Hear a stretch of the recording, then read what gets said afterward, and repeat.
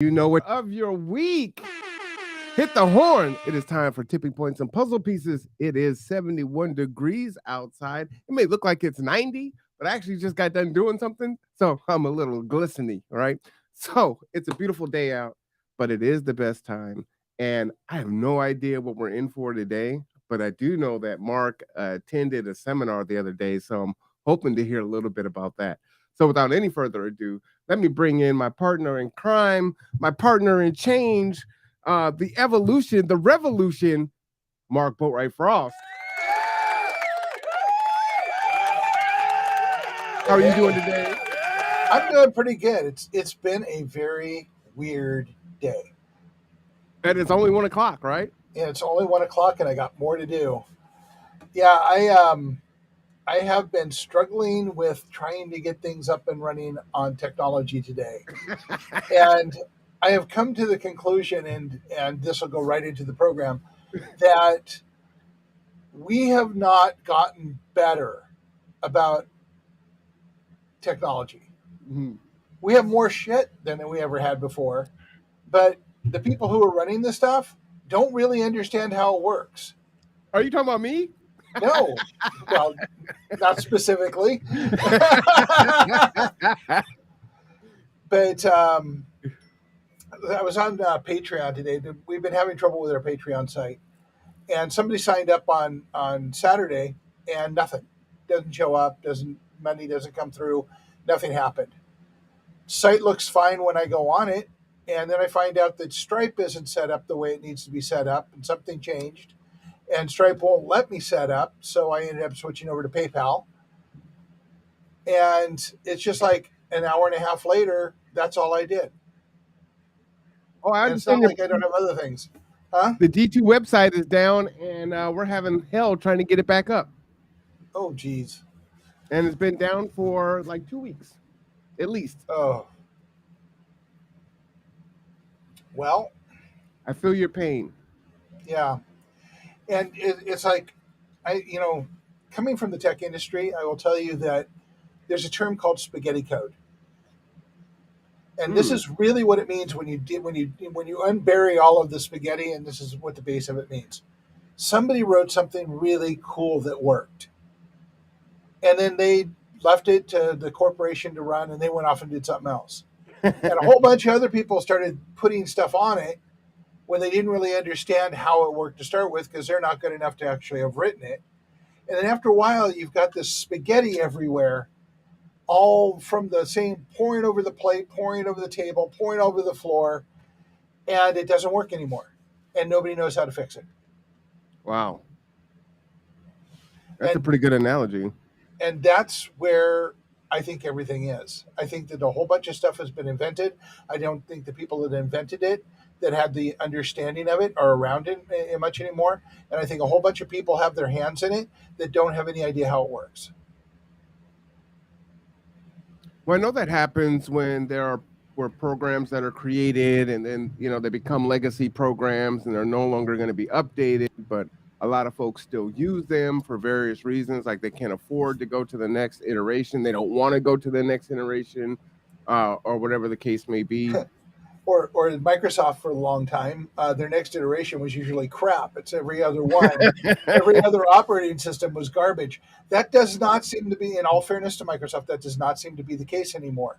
Though I am hesitating to go to 11 until I have enough people telling me that it's good and solid. What are they on now? Because I'm They're a on Mac user 11. now. They're on Yeah, 11. 11. Yeah, they're on 11. I'm still on 10. I'm not really in a big hurry to move to 11, because the minute you move, you find out there's all this legacy stuff you got to deal with. Anyway, the topic of today's subject is why we can do the same workshop on perspective 1,000 times and never cover the same subject twice. Hmm. So this topic is all about perspective. And when you think about it, perspective is everything. And it's in everything. It's about how we look at things. And the point is that if you get new information, you're supposed to change your perspective. How many people do you know that actually are able to change their perspective? Seems like folks are pretty dug in right now. Yeah, I've had some very interesting conversations. I've been a part of some very interesting meetings I bet you where have. folks' hearts are pretty hardened and they seem pretty incapable on seeing the other side. And I think there's a fear that if they acknowledge the other side, then they're going to lose their position in their own interest, which just isn't true. But people are so used to fighting, and it wasn't always this way. I don't believe this. But people are so used to fighting for their own position that if they acknowledge anything on the other side as being right or I agree with that, then it's used as a gotcha, right? Well, if that's right, then everything else must be right. It's a fallacy, right? Or you agree, but I still disagree with your stuff. And it's just not a good way to operate, right? Because then you become a dishonest agent if you're not able to say, hey, you know what, this is what I believe. I don't believe what you're saying here, but out of what you're saying, A, C, H, L, Q, Z, those things I agree with. You should at least be able to acknowledge that and stand in the truth of that, right? Yep. But we've gotten so combative. So here's a piece of perspective. If we continue to be in our in our fortresses of combat and holding on to our viewpoints, we can never come together and fix things. True. Congratulations. It's going to stay broken. Hey, Justin. Sadly, I think some people want it to stay broken, and they are brokers on working on a broken system, right? They profit off of it. Yeah. But my perspective, my understanding is that they don't see the long term consequences. They're fighting for their short term gain.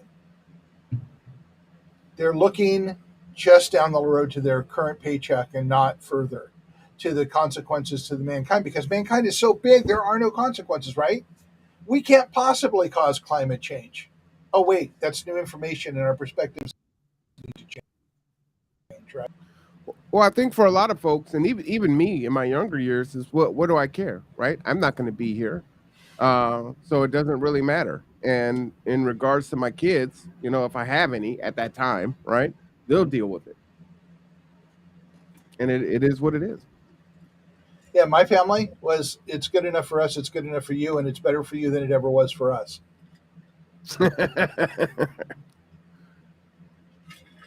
Yeah, but then again, if there was homeless back then, nobody acknowledged it.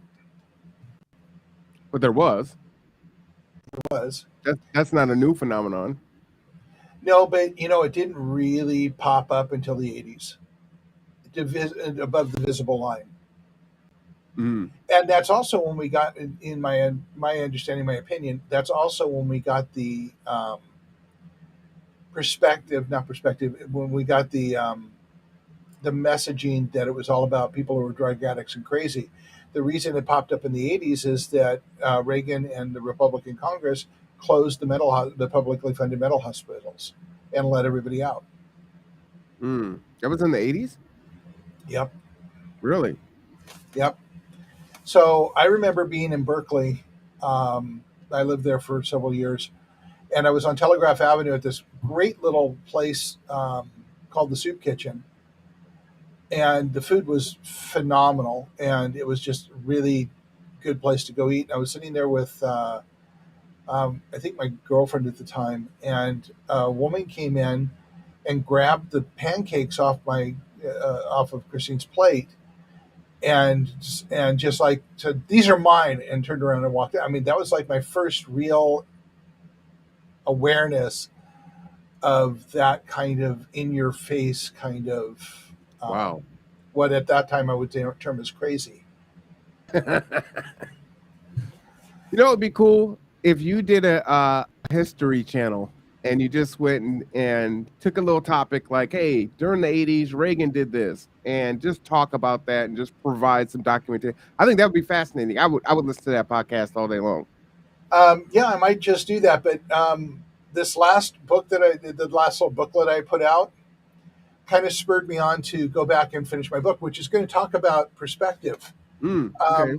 I have been sitting on about 260 pages of book that I started writing about 3 years ago. And I stopped writing it because my perspective kept changing and my information kept updating and my experiences kept growing as we move forward in this project. And it went from, one, I don't even remember what the original title of it is, but the working title for the last couple of years has been Two Steps Back, about gaining perspective. And now the title of the book is Getting Our Shit Together, Mm. A Path to a Human Future. I smile because I agree with you. Once upon a time, I tried to do an autobiography, and I lost the book twice, and then it's so hard to start over.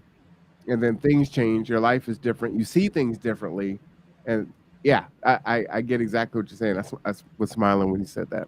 Well, it's about perspective, Perspective. isn't it? It really is. So I actually am rewriting. I'm starting the book over. Like I never wrote 266 pages, which I got to tell you is really hard on the ego.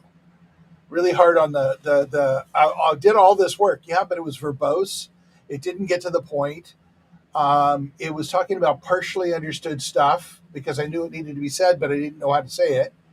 And now I'm just like flying through pages of this book because it's easy to say because of the work we've been doing. Well, Mark, let me ask you if you can, please put what you've already written aside because it's like a time capsule of who you were. It's like talking about you celebrating your birthday and you wanted your friends to just reflect on who you are, who you were, right? I think that's awesome to be. I wish I had some documentation and go back and look and see how I saw the world then, right? And just how it's changed or how it stayed the same. Yeah, and it's digitally saved. Yeah, don't write over it. No. I started something completely new, and I had it outlined in 20 minutes. Wow.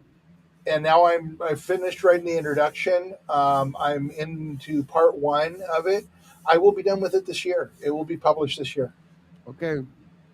So I am looking forward to having that as kind of the um, outreach, for lack of a better word, talking about what resilient communities are, how to get them. Of course, like I teach the workshops, um, I go through how we got here. Let's talk about perspective. Let's talk about how we got here. Let's talk about the history stuff that you want me to do podcasts on, and just do understanding that. Then we start talking about, okay, now what is humanity? What is it to be human? Let's understand that piece. That's part two. And yes, it has a soundtrack because that seems to be my thing now. But I think music is one of the best forms of communication there is. And I'm very sad that the music industry has seen fit to so pigeonhole everything that nobody wants to write anything even remotely controversial or speaking to the truth of the world anymore. They all just want to, get sold to sell their stuff because that's our focus, right? We Do you all think that's sell true? things. I don't know. I push back on that. Okay. It could be more that, and I know artists can now release music on their own, but I Yeah. think that there's more of it where music is really fed to us, right? Yeah.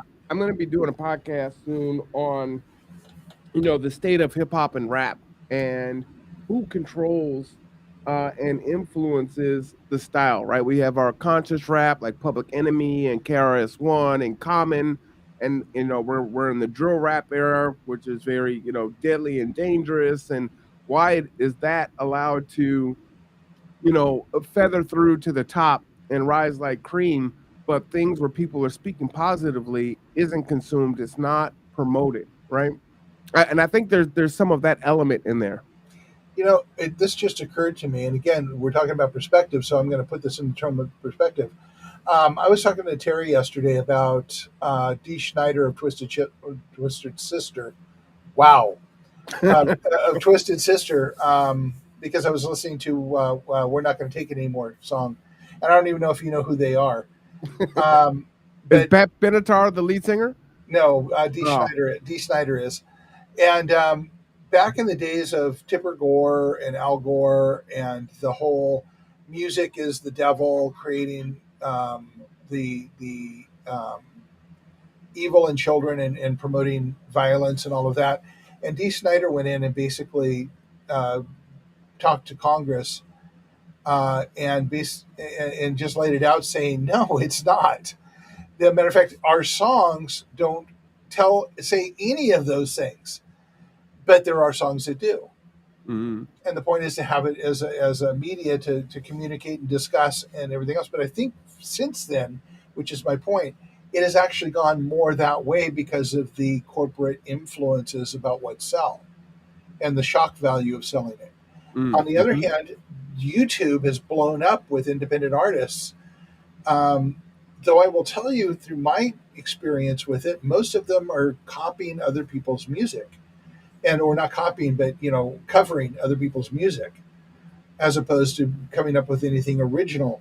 There are some people like Mary Spender that do, and I love Mary Spender. I love listening to her shows. I like her music, but it's not something I'm going to sit and listen to all day.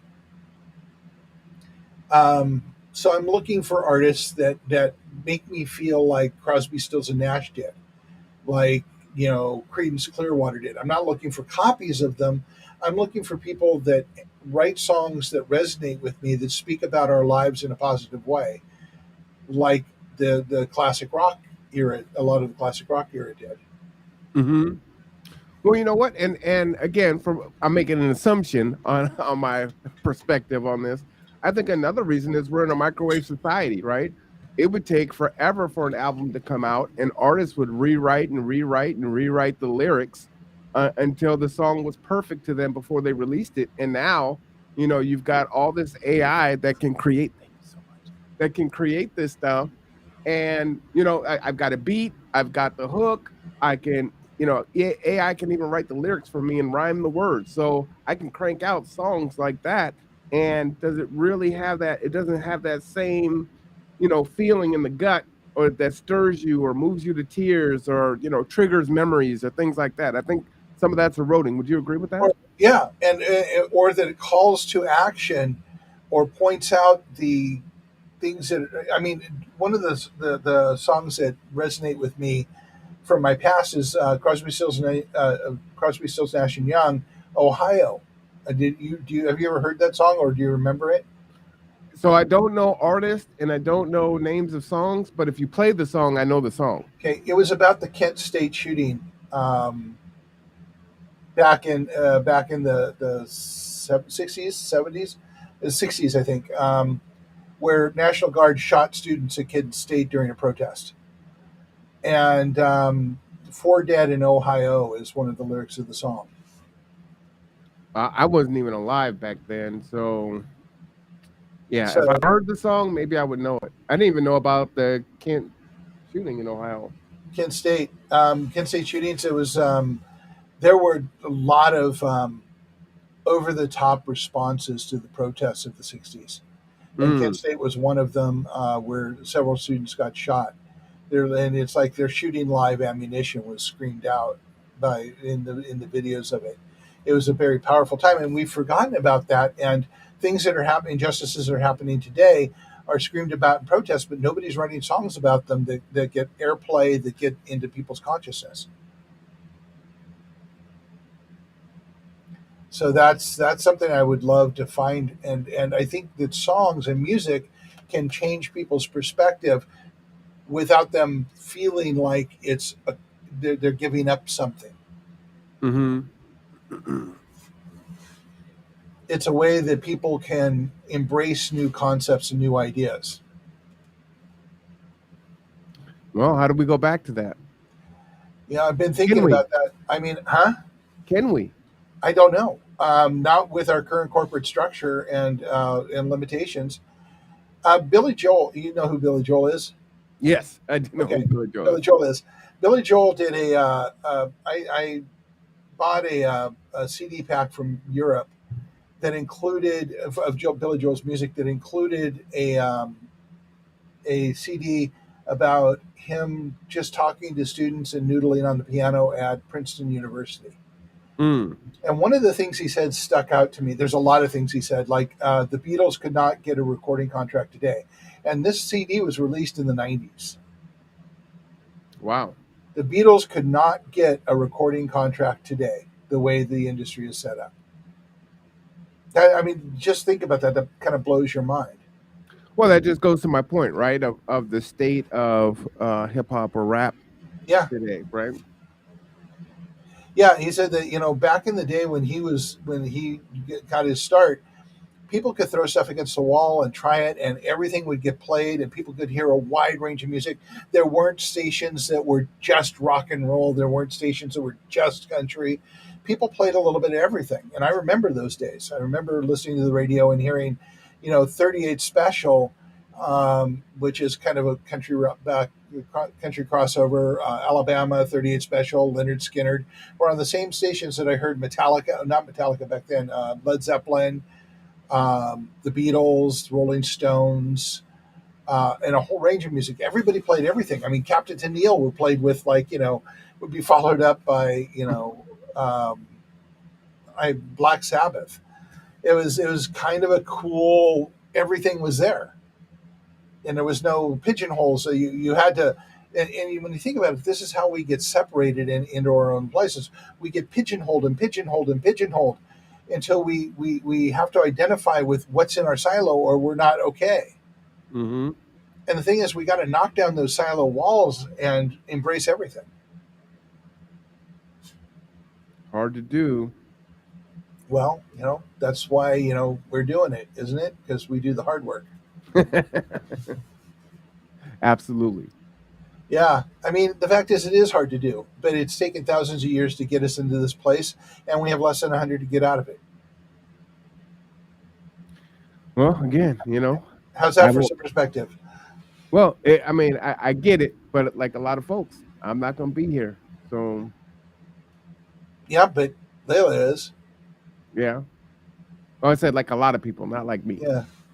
And curious, and the intro to the book, matter of fact, I'll read it. I kind of, well, you know me, I kind of sometimes put it just exactly like it is.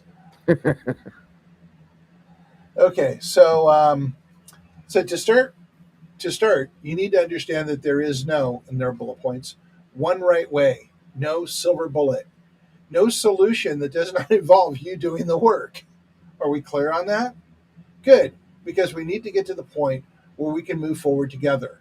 All of us part of the are part of the solutions, and all of us need to work together, or none of our children will have a future. How's that for family values? Yeah. You want to talk about family values? Let's call that one out. We need to work together and get out of our silos and come together, or our children don't have a future.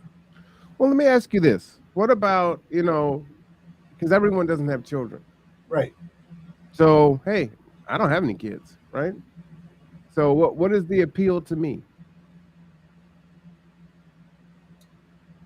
Living better yourself in a shorter amount of time, because the process improves for everybody. Right, but if I don't have any children and I'm not concerned about the future, shouldn't I YOLO? Yeah, you could. And a lot of people are going to. That's why the tipping points piece is in place. Remember the title of our show? Mm-hmm. Tipping points and puzzle pieces. We're all puzzle pieces, but some of us won't ever get to the board. But the ones who do will determine what the future is. Here's an argument for your YOLO folks. You want to have a say in what goes on? Get your butt to the table. All right, now we're cooking with peanut oil. There we go. Some Asian food here. And I'll have an order of pad thai. Thank you. I just, there has to be a way to appeal to everyone on some level, right? There is. And a lot of it's going to be person to person. It's why we do the neighborhood thing. Mm-hmm. We work together to teach people that there is a better way. And yeah, we are actually the ambassadors that are going to teach people to do this. But we teach people by leading them into it through value propositions that are important to them. So before we can help change other people's perspectives, guess what? We have to change our own. Well, those are facts there for sure. Yeah. We have to learn how to take in new information and change our own perspective with it. It's true, Terry. Terry just chimed in saying, not everyone is ever on board in the beginning. And, science has said that it will take somewhere between 15 and 25% of the people coming on board to move it forward. And here's two facts, and I say this a lot. If you never start, you're never going to get there, and a lot of people will never start. Mm-hmm. And a passive choice is still a choice. You're just abdicating any say in the consequences, which is what I just said about people who choose not to come to the table. If you're not at the table, you're not going to have a say. Well, and I wonder if we can, look at how we do the approach and see if we can diversify the way that we cast the net to try to bring people in, right? This is just me thinking now, like, all right, we're having this discussion, right? I got my thinking cap on. All right, so what can I do to speak to just what I said, right? If a lot of our message resonates with folks that have children or grandchildren, well, what about the folks that don't have grandchildren? Well, I need to live in that for a little bit and think about what that appeal would be. Yep. And a lot of it is listening to people, and you have to adjust in the moment. You have to listen to people about where they are and adjust to find out and ask questions like you ask of me. What's important to you? I mean, what will get you motivated to do this? And just flat out ask them. Mm-hmm. It's better than trying to guess at it. What is going to make this work is connection with people, taking the time to learn who they are and asking them what is going to get you motivated to change the future. Because where we are now is pretty universally ugly. Well, and then once you have that understanding of what's important to them, making that connection on how, whether it's, global warming, climate change, or whatever you want to call it, will be impacted by their input Yes. in a positive way. Well, all of it, from small stuff to big stuff, all of it is going to take impact. And the thing is to capture what people say through a process of prioritization within your local group, and bringing those up to talk to a larger group and including those in that, and going through the same process again and marrying it until you have a set of priorities that you can bring a grassroots network together to start changing. But all that stuff doesn't need to be changed as much as like growing a garden in your own neighborhood. That's a starting point for creating those kind of connections and relationships. Guess what I have coming in a couple days? What do you have coming in a couple days? A 7-foot high, 10-foot wide, 16-foot long greenhouse. Woo! Somebody's got the bug.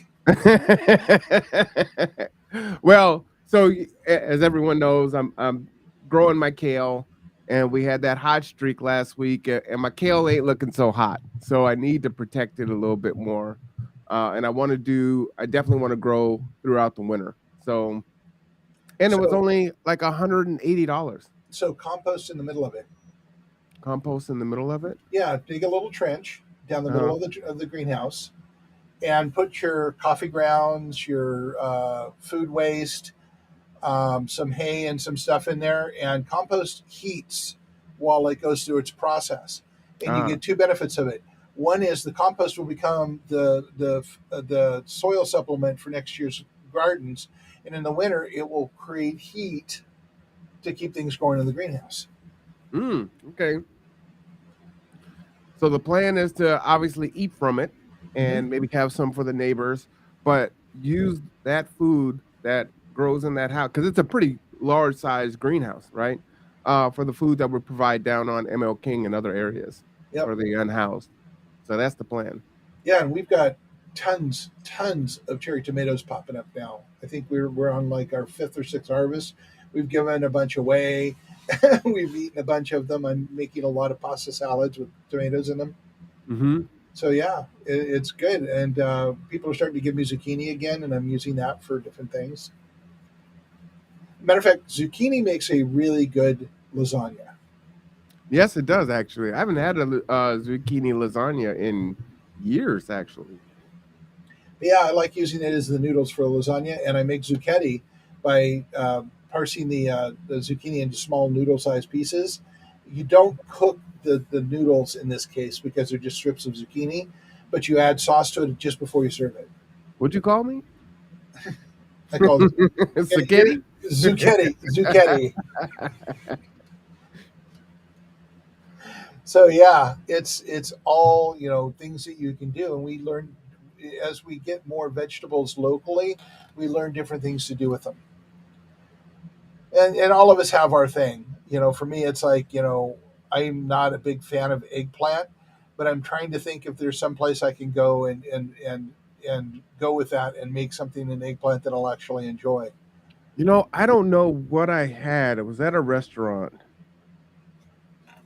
and I took a chance, and it was delicious, and it was an eggplant dish, but I don't remember what it was.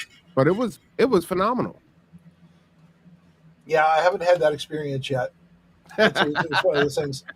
No, I think eggplant has a different name in Europe. They call it aubergine, which I Hmm. think is really cool. Hmm. But it still tastes like eggplant. Doesn't matter what you call it. I know what it tastes like. Yeah. You're not fooling Oh, me. it's yeah. Hey, it's Escargot is eggplant. snails, buddy. Yeah. Oh, but they taste so good with garlic and butter on them. They taste like garlic butter snot balls. So, oh God, I've never had it. I So have. there's just certain things that depending on what it is, what it looks like, or what the potential texture is going to be in my mouth. I'm good. Thank you. Actually, I will try a lot of things. Um, and escargot is one of the things I've tried. And it wasn't bad, but it's not like something I would ever buy a second time. Uh, But yeah, Duck foie gras was pretty good. yeah, Am I saying yeah. that correctly? Fagua, yeah, Duck foie gras, yeah. It's a pate. a So pate. yeah, it's yeah, duck chicken pancake. Chicken livers are good depending on how they're prepared. Um, but it's not good all the time. It's just really, I don't know. Rob is agreeing with me. Escargot is good. Eggplant, not so much. What's the fish eggs? Caviar? Fish, Like yeah, that? fish. They're sturgeon eggs. Yeah, No, just it's weird. Like no. they pop in your mouth. That's a little off putting for me. It's a textural thing. But I've known people who won't eat mushrooms because it's a textural thing. I said, God, mushrooms are awesome.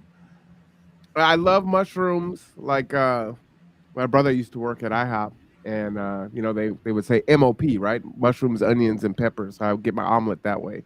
Yeah. So I love mushrooms that way, but I don't love mushrooms in every form. So I'm particular on the mushrooms. Well, if you saute them in butter and garlic, I'm good with them no matter how you put them in front of me. Well, I mean, you're kind of changing it. It's like deep frying green beans, right? It's like Yeah. Fridays has those, and we're definitely not endorsing any restaurant here, No, not at um, all. especially when they destroy the veggie and deep fry it. Like, Yeah. why? Well, Why did you do that? I had a really good friend who explained to me that there's the triangle. And says there's two of the things in the triangle you'll eat, and the third one you won't. And he says like broccoli, asparagus, and green beans. And he says I don't do broccoli. And I said, no, I'll eat all three of those. I'm fine with that. I'll eat all three, but asparagus is my least favorite because it has to be cooked just right for me Yeah, to really enjoy the taste. I agree, and that's why I don't eat asparagus out. I only eat it when I cook it because Hmm. I saute it in butter and I throw in some almonds and stuff. It's just you have to have it right.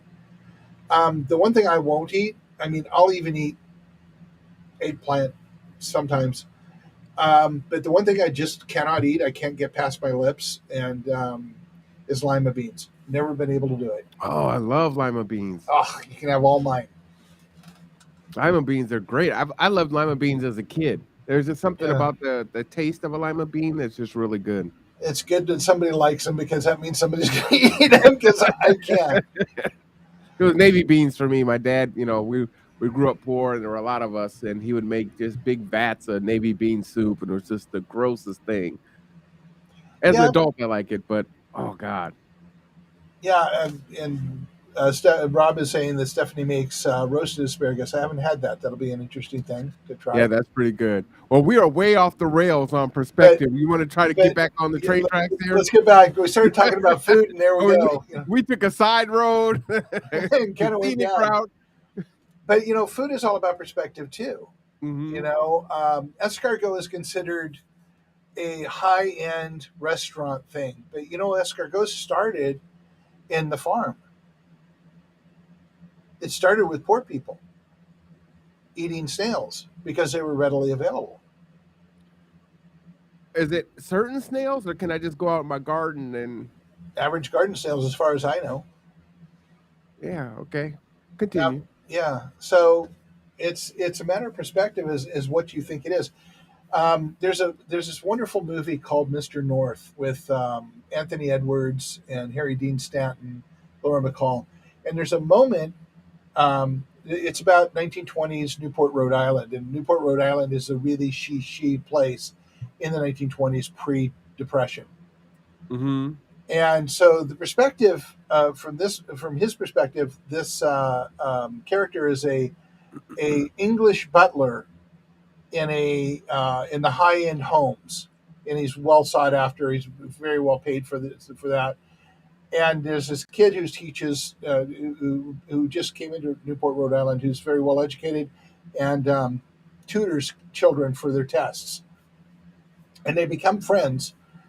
And he pulls him aside and tells him that I just had the best fish chowder I've ever had. It cost me a dime. You go up to the avenues, and it's called bouillabaisse, and it'll cost you $5. Mm. It's a matter of perspective. Bouillabaisse is fish chowder. That's That's what what it is. That's what it is. It's fish. It's a fish chowder, Huh. and because it's got the French name, the bouillabaisse, French name and everything. God, I did a horrible job of that. It looks high end, but you know what bouillabaisse came from? It came from Marseille in France. It was the fishermen's. It's what the fishermen ate. But somewhere along the line, somebody started selling it up and giving it airs, and suddenly you're paying a small fortune for something that the fishermen buy for a fraction of the cost, and is Mm. probably as good, if not better, than what you're paying a high end amount for. It's perspective. Yeah. I'm We with you. we separate out ourselves into these classes and into these silos because we perceive ourselves in them. And in order to get out of them and to change our environment, to improve our station, we have to change our perspective.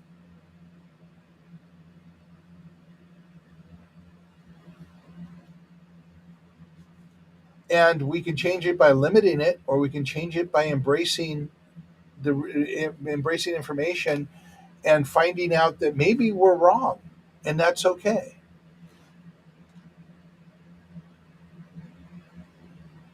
Let's have a So, question in the chat here.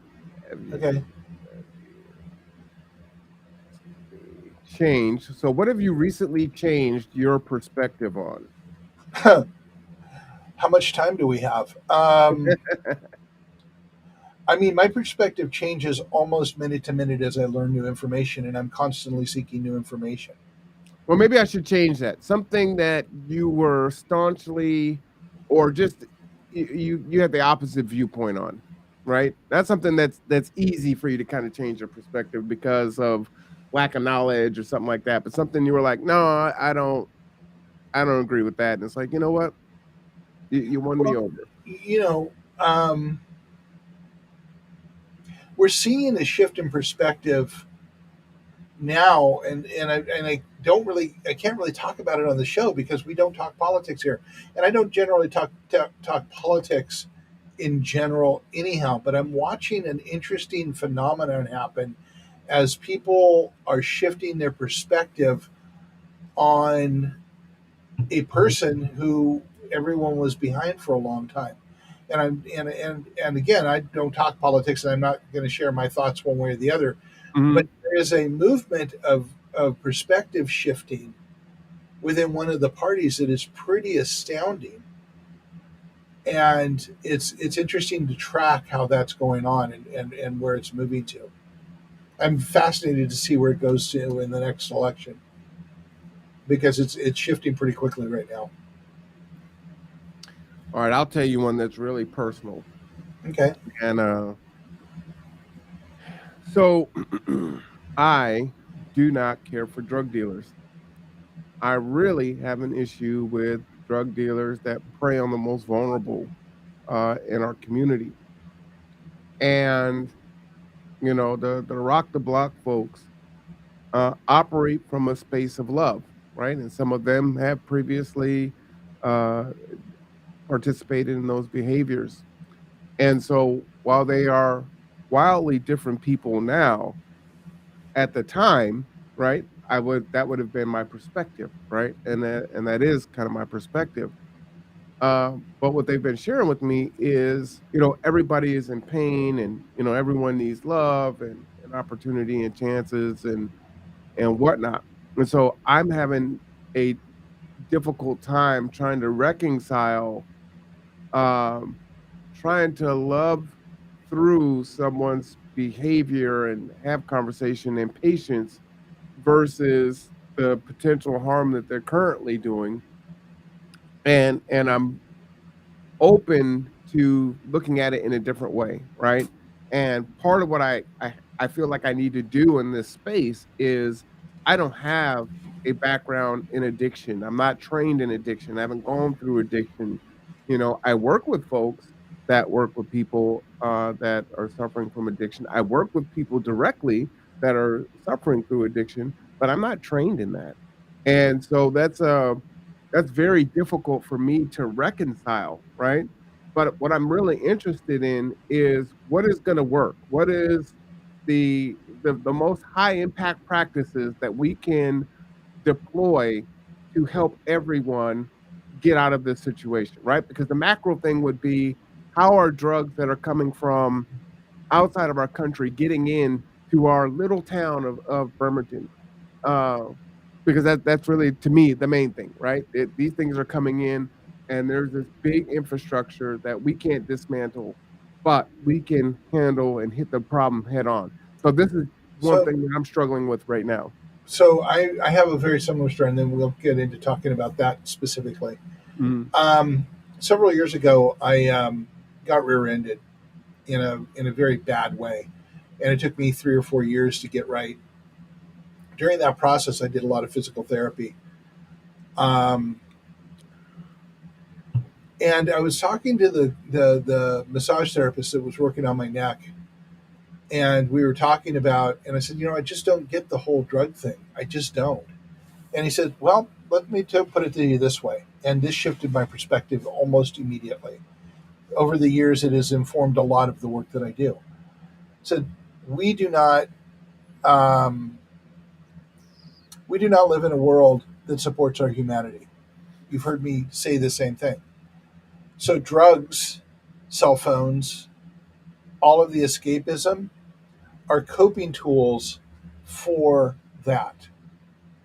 So I suddenly understood the advent and the continuation of drug use. Now, something I heard a long time ago. Um, hmm, One second. I'm sorry. I You were telling the beginning of that story. Yeah, I'll tell you that story in a moment. That was a different perspective too. But the people, we don't live in a world that supports our humanity, so people find ways to escape. I was told a long time ago that the first time somebody uses heroin, it changes them forever, Mm. permanently. It changes their ability to experience joy forever. The first time. I don't know if that's true or not. I remember I was told that, and I just sat back and thought about that. That something that I could do to myself could completely and totally alter my ability to feel something, anything, or to understand it. That just is horrific to me. But going to the drug dealer, um, let's think about that for a minute. Nobody chooses to be a drug dealer as a profession. We don't go to college to become drug dealers. We don't start our lives in school thinking, "Well, I'm going to be a drug dealer. What do I need to learn to be a drug dealer?" You become a drug dealer because you don't think you have any other options. Well, And and these scenarios, many times it is a way for them to keep, because they're an addiction also, right? Right. To keep So using. that's how they can afford to keep their high going. Right. So it's difficult for me, right? This is something that I'm grappling with, and I may not ever go to the other side and say, hey, you know what, we just need to love on everyone and yada yada yada. My thing is, separate those folks, get them out of that area, so that people that are there have a chance to come out of it. And because when they're lucid, or when they're exhausted and they're ready to change their life, it's like, come on, save me now. But if you let the day pass, the next day, right, Right back on it. things change, So, right? so when you think about it in the long term, the work that we're doing is a way to resolve most all of that because we want to make things better for everybody so that people don't feel they have no choice but to sell drugs. So people feel that they have a better future ahead of them so they don't feel like taking drugs. So that we have a more human environment. Because in the long run, loving on everybody, having a more human environment, however you want to say it, is the way we're going to resolve these issues. It is the best way to resolve these issues to become more human centric. It's a long way away. I mean, this is not going to be tomorrow. This is not going to be fixed. But as long as we keep doing the same thing over and over again and expecting a different outcome, it'll never change. As Well, long as people say that they aren't going to come to the table because what does it matter to them, it's not going to change. right. Well, and that's why I can respect the try, even though I didn't agree with it. There are schools of thought that say we need to just decriminalize, all drugs, right? And I don't necessarily agree with that. And we don't have to go into the political piece of that. I just don't think that that is going to work. And we're trying that experiment in different pockets of our nation. Other countries have done that. And then with the Blake ruling, and now all of a sudden, if the cops can see it, then it's going to be an issue. To me, it was like, hey, we have socialized a group of people to say, hey, go ahead, do what you do. And then you said, no, it's not cool anymore. But they're either addicted, newly addicted, or deeply addicted. And now, how do you stop it now that you've changed the law? You know? Yeah, and the fact is, people who are lawmakers don't understand the total consequence or the environment in which it happens. And their people who are advising them don't either. And somewhere along the line, I hate to say it, being very skeptical these days, there's usually a monetary benefit to the lawmakers to do it one way over another. Hmm.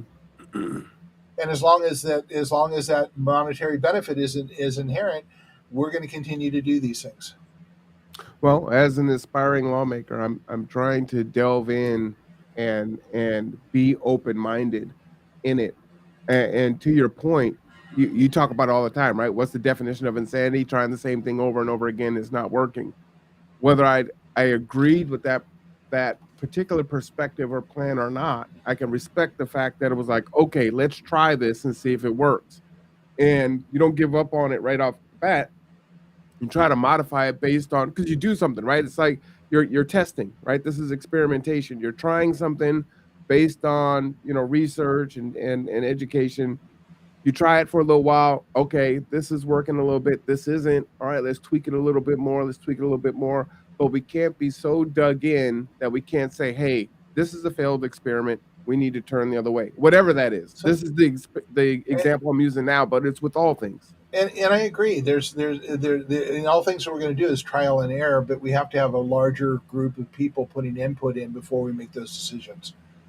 Right now, we have far too small a pool advising those types of things, and they don't have enough information.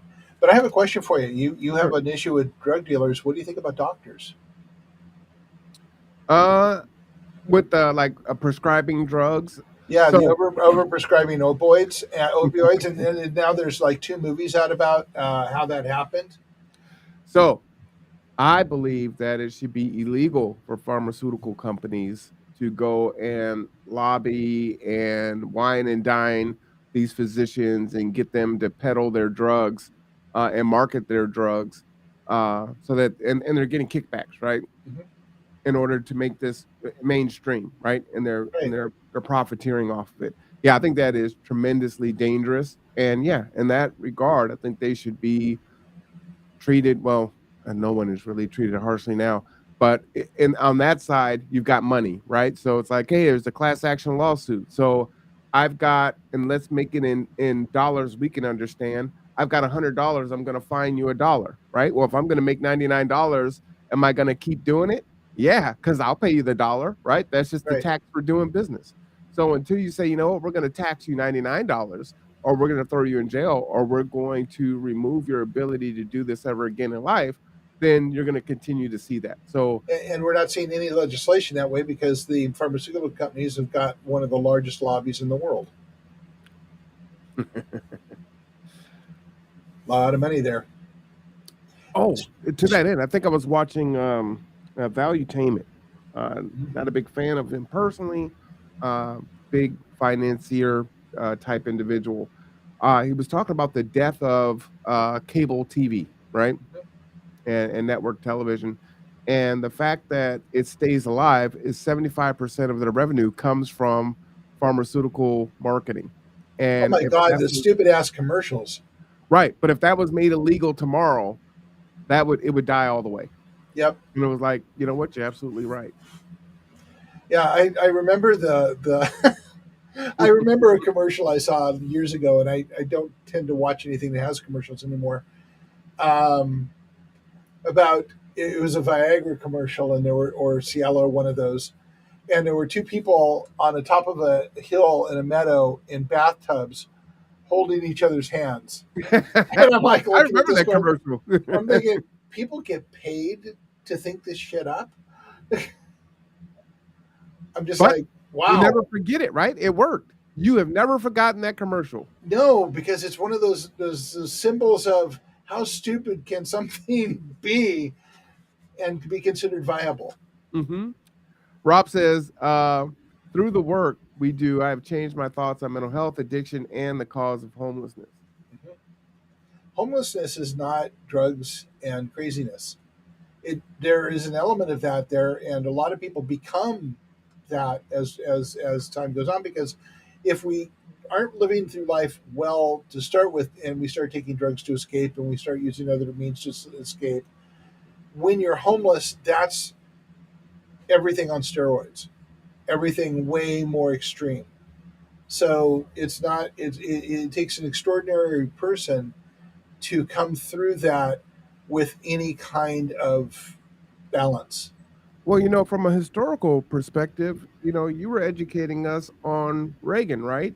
And Mhm. you're saying that that closed many of the mental health hospitals.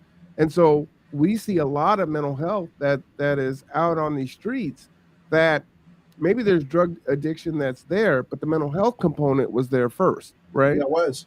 And that was how we visibly first saw homeless. It's when it became to the public awareness across the country, was in the 1980s. And they were the crazy people, the mentally ill people. I'm not going to say crazy. The mentally ill people, and they were the drug users. We saw a lot of that in the 80s. And that pretty much set our understanding of what homelessness is. Now we have the mortgage disaster. We have the continual manipulation of money. We have the continual downgrading of the economy to make it sound like we're doing fine with $15 an hour jobs when we can't. Where it takes four people to afford an apartment. So those are all factors that nobody's talking about, because oh my God, if we start talking about that, then we might start attacking the people doing it, which really kind of need to. You talk about pharmaceutical companies not being allowed to do something. Well, let's talk about private equity not being allowed to do something. When money is the only goal and humanity has no part at all, what use is it? Yeah. Yeah, you're correct. And I think that part gets missed, right? If you were Intentionally missed. It literally never gets talked about.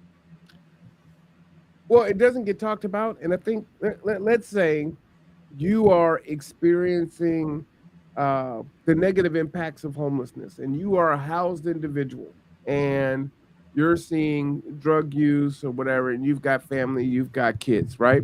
That is negatively impacting you, and so you want that situation resolved. and you're not really interested in how folks got there or how long it would take for them to get out of that situation. You want it resolved, right? Well, then all of a sudden, fast forward 5 or 10 years, something happens to you. You're the breadwinner. You don't have anything in place that can save you. You don't have friends and family.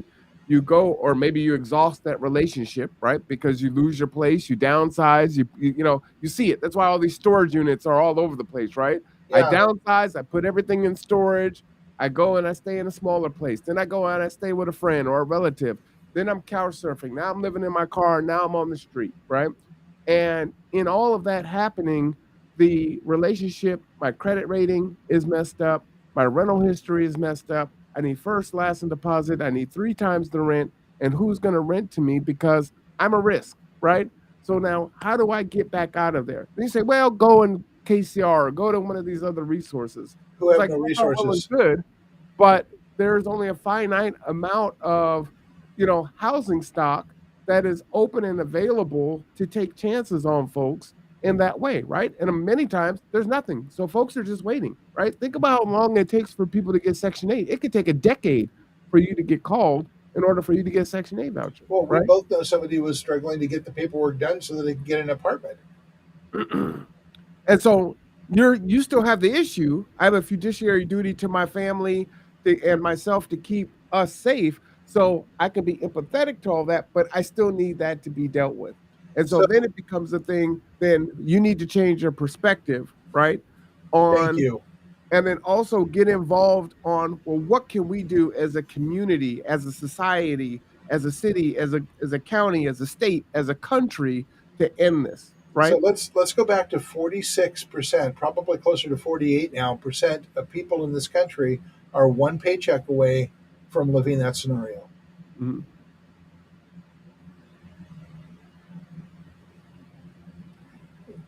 So we need to look at how we move forward. We have to move forward together and we have to change the systems. We have to. We are at a point where, I mean, let's not even talk 100 years from now. Our children may be not facing a nice future or may not have a future at all. Let's talk about today. Let's talk about the fact that if we do not change this in the next 10 years, we're going to have hundreds of thousands of people falling into homelessness. We are already seeing climate migration. We're going to see a lot more of it. It's Well, going to get exponentially worse. it could be falling down the stairs or getting cancer or some other health thing. So it's like it's some people say, well, it's not just the one check. I can get sick. I had long-term COVID, right?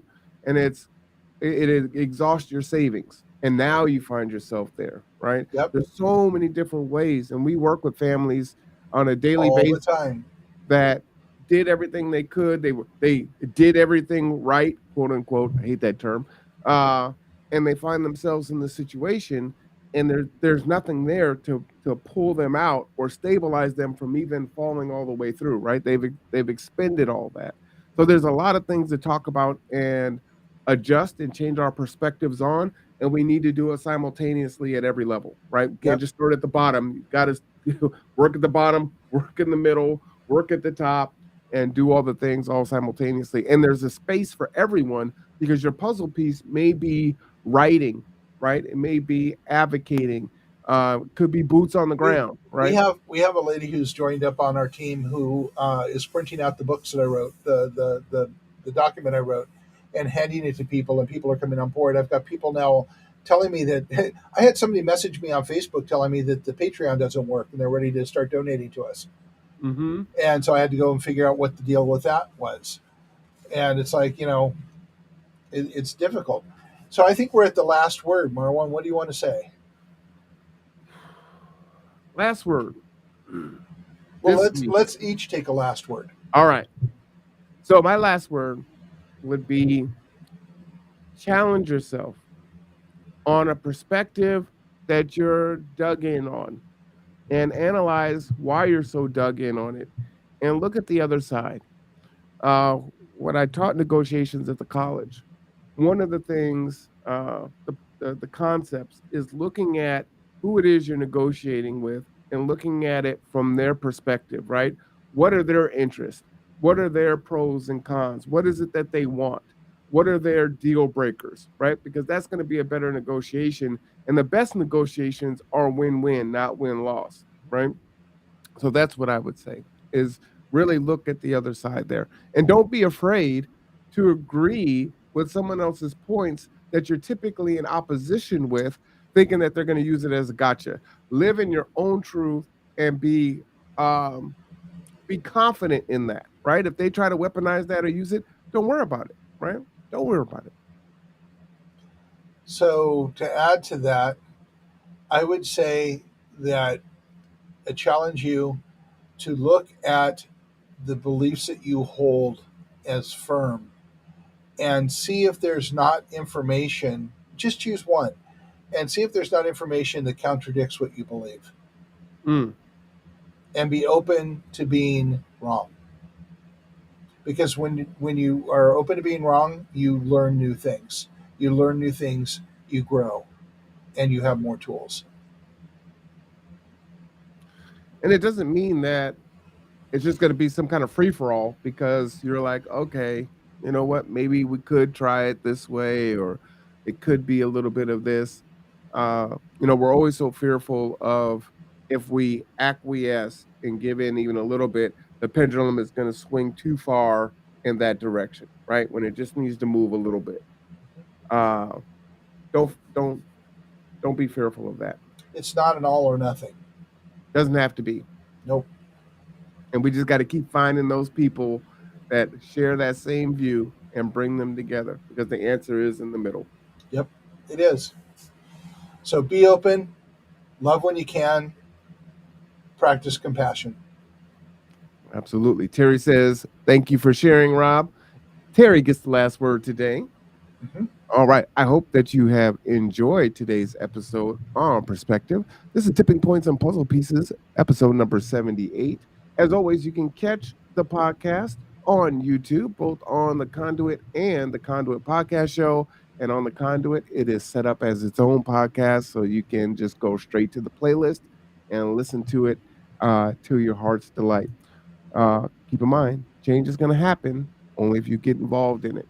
For Mark Boatwright Frost, I am Marwan Cameron. This is Tipping Points and Puzzle Pieces. We'll be back tonight at 5:30 for City Council.